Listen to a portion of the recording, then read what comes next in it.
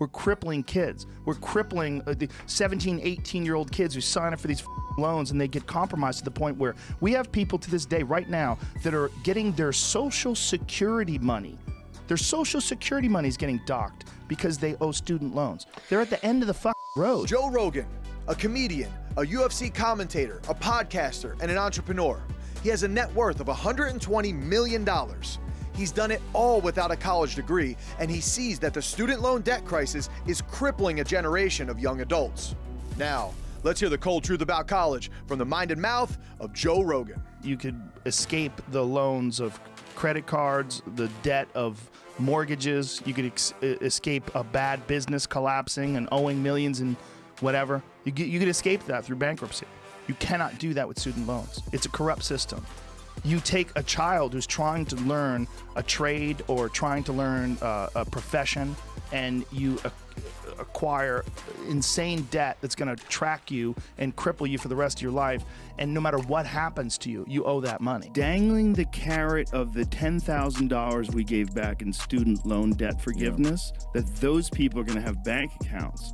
And those people that got that free money are going to take that free money out of your bank account. Like, that was the immediate thing that she dangled, which lets you know some of the incentive involved in giving student loan debt. It's not really that we want to help these people. It's that now we will have influence over those people. We also should pay attention to the human mind and the development of the human mind in the frontal cortex. I mean, the frontal lobe does not develop properly until you're 25 years old. Right. The American education model was actually copied from the 18th century Prussian model designed to create docile subjects and factory workers.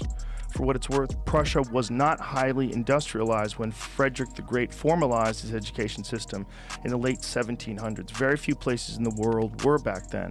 Training future factory workers, docile or not, was not really the point.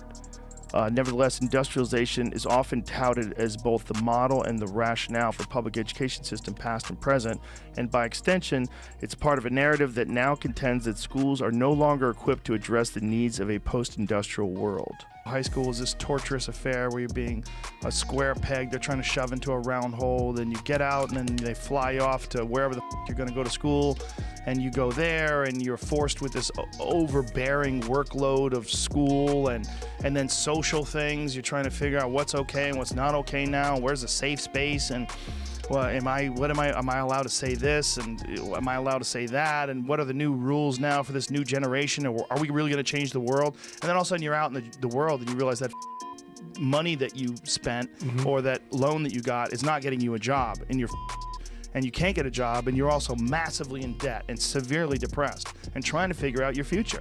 If you're going to really absolve student loan debt, if someone's $700,000 in the hole or whatever, what's like worst case scenario? If someone goes to med school, Oh yeah, if they do all of that, probably 300-400 at least. Yeah, Probably and then it compounds with interest over the decades. Like, I was reading the story about this woman who took out $150,000 in student loans, and she hasn't been able to pay them back, and now she's $250,000 in the hole.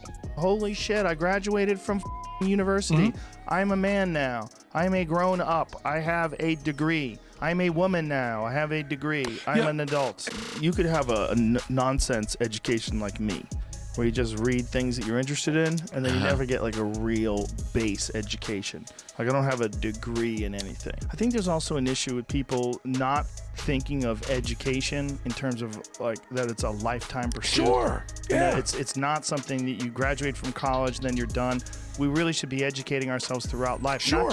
Not just accidentally or incidentally by experiences.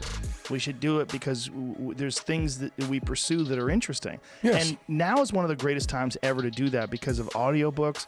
You can do it while you're in the car. You can do it while you're on the train. I had a conversation with a science teacher. This science teacher was the same kind of thing. I mocked him in class. Not necessarily mocked him, but I brought up something that was contrary to what he was teaching. He was talking about Lake Erie being a dead lake. And I said, listen, man, they had a documentary on PBS last night about Lake Erie making a resurgence. And these scientists have figured out these new ways to minimize water pollution and all this shit. And like, other kids were looking at me like, what the fuck? And he got pissed at me. He got really pissed at me. And he said, you're undermining my class and this and that. I go, hey, man, you're teaching old shit. Yeah. Are you teaching? This is on TV, man. This is on TV like yesterday. Do you remember that feeling? Like the high school feeling? Like, when do I need to be able to take care of myself? Terrifying. Terrifying feeling. And nobody prepares you for it. Nobody prepares you for this idea that you're going to have to take care of yourself. You're like, oh, what? What? I have to pay my own bills? I have to get a job? What do? I don't know what to do. And everybody's like, you got to go to college. Like, I guess I got to go to college. I don't want to be a loser. I got to go to college. That's the other thing that happens to kids too. They're taught about having no sleep and about beating your body up and about cramming and about getting all this work done in a short period of time. We're really preparing them for a horrible job.